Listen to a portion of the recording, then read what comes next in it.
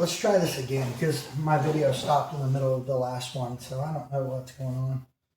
All right, so this is the Seekins ph3, Havoc ph3 and 6 Creedmoor. This is their new redesigned rifle. You have upgraded stock with adjustable cheek piece, and then the magic is in their action. They went from a 700 footprint, which is a round bottom action, to a flat bottom action, which their reasoning is two flat surfaces can meet and more precisely and mate together better than consistently mating a round surface. So the tolerances are supposed to be better, the bedding and everything like that. So I have shot some of the old ph2s and the whole old Havoc elements, and they shoot great. This one definitely feels a little bit better with the adjustable cheek piece. The stock is phenomenal. Great ambidextrous palm swell, 90-degree grip, great thumb shelf. Whether you're a left-handed shooter or a right-handed shooter, you're going to feel very comfortable. They come standard with the Trigger Tech trigger in the adjustment range of 1.5 to 4.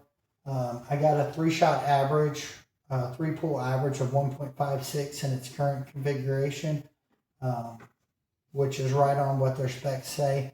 1.5 is very comfortable for this style of hunting rifle.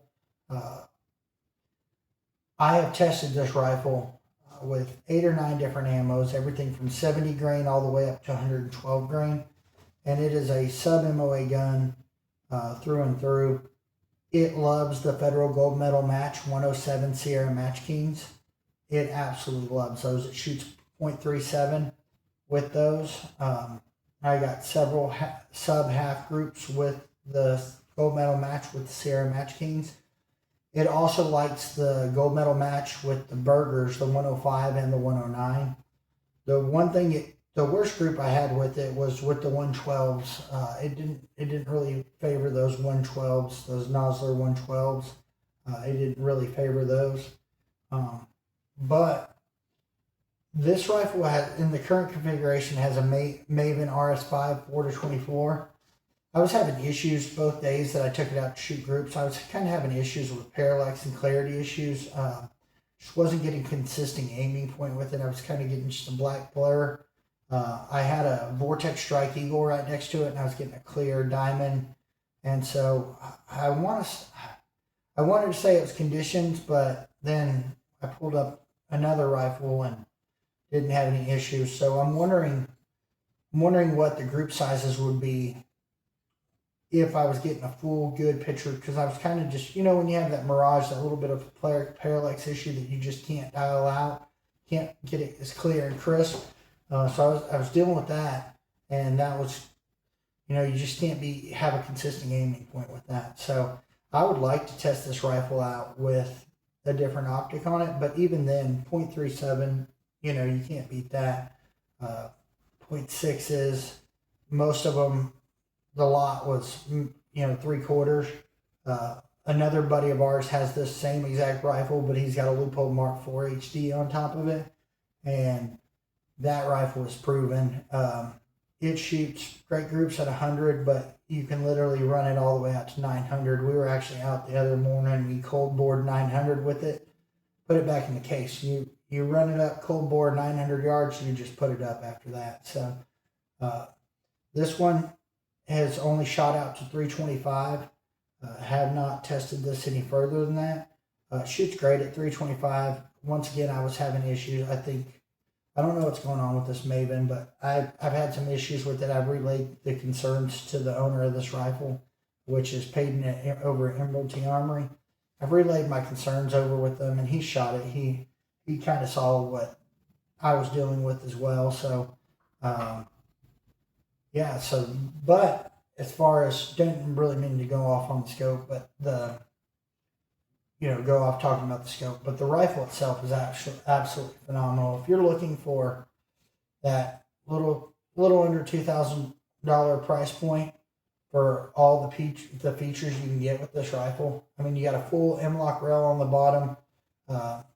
You could easily, put an M-LOK ARCA adjustable rail on there to, for your tripod setups or anything like that. This just has a standard little mini rail system with the Atlas bipod on it right now.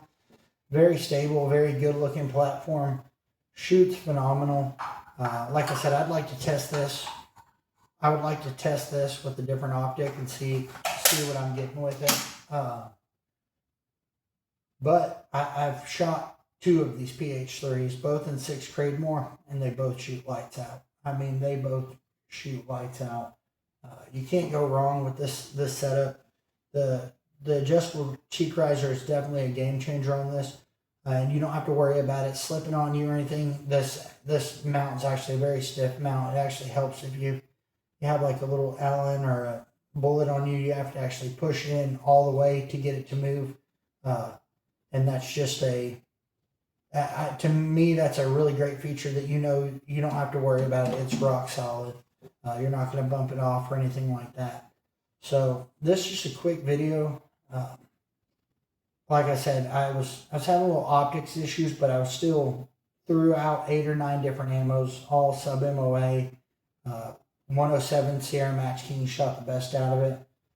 My buddy shoots the burgers out of his. I forget which grain weight, but this rifle, like the gold medal match with the 105 and the 190 grain burgers, the 109 grain. Sorry for that. My buddy shoots, he bought a case of the actual burger, the yellow box loaded ammunition. His shoots phenomenal with those as well. People get hyper fixated on group size at 100. Group size at 100 doesn't translate out to distance as much as you could have a rifle that doesn't shoot very good at 100, or you'd like it a little bit tighter, and it's going to run out to 900, out to 1,000, no problem. People put a little too much faith into, oh, I want the tightest group at 100, everything like that. To me, I've seen rifles that think, oh man, why isn't this shooting tighter? And then you run the steel all the way out, and you're like, man, this thing shoots phenomenal. So, but I guess most people don't really have, a lot of people shoot just at 100, so that's all they're really worried on. But the guys that actually have the ability to stretch it out at different ranges and stuff like that, they see where, the groups, you can have a little bit of an opening, and it's still gonna, translate all the way out to 900 to where it's still gonna hit exactly where you want it to. So people get worked up on that, but I get a lot of shooters don't shoot past 100. I was talking to a guy the other day, and he had about $11,000 setup, and I was like, yeah, how does it shoot at distance? How do you like it? And it's like, I've never shot it past 100. And I'm like, got a Kala scope on a Desert Tech. Like, let's stretch this out some. Let's see what it can do. So, but I know not everybody has access to, the further ranges, but, some of these rifles, they start really performing at those distances. You may not see it at 100, but out to distance. And people that shoot a lot get what I mean by that. So, here's just a quick overview on this rifle. I really think if you're looking at that, not spending custom rifle money, but you still have a little bit of a budget to play with, you're not going to go wrong with this. It shoots phenomenal. It's going to be a great hunting setup. This is Peyton over at Emerald Armory's personal hunting rig, and I was doing some different ammo testing to see what was going to be the fit for this rifle, and those 107 seemed to be the golden ticket for this rifle. So just my quick overview on this ph3. I've shot 2 of them, like I said, and both of them shot lights out. Can't go wrong with it. Shields right now, you can still get the ph2s for a couple $100 less. They have clearance deals, but honestly, I think it's worth it to spend a couple $100 more just to get that adjustable cheek piece and their new technology with their new receiver and everything like that. So if you want to see more content, the engagement on the channel has been really great lately. Lots of likes, lots of comments, going back and forth with people. It's been really nice, growing a little bit, inching up on 100 subscribers. I know that's not a lot, but it's getting there. So keep watching.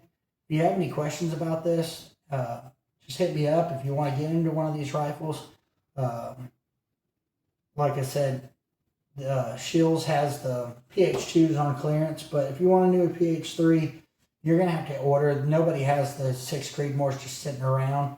you have to get those ordered. Hit up Payton over at Emerald T Armory. Those local small businesses, that's what it's about. The big box stores like Shields and all stuff like that, they're going to be okay.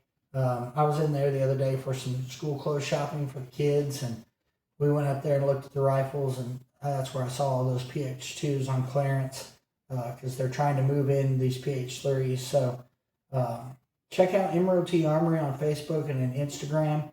I have an Instagram as well, the Kitchen Table Reviews. I need to link it below. So starting to try to do some collaboration with different vendors and stuff like that, different companies to try to showcase different products and stuff like that. So thanks for watching. We'll see you on the next one. Just, hope everybody killed a bunch of dove opening weekend. It was a good season, good opening day for us. My buddy shot a bird, reached down, and it was about 6 inches away from about a 4 foot long rattlesnake. So that got hairy real quick. So luckily he didn't get bit. But definitely a fun hunting weekend. So thanks for watching. Like and subscribe and all that jazz. And we'll catch y'all on the next one. Thanks.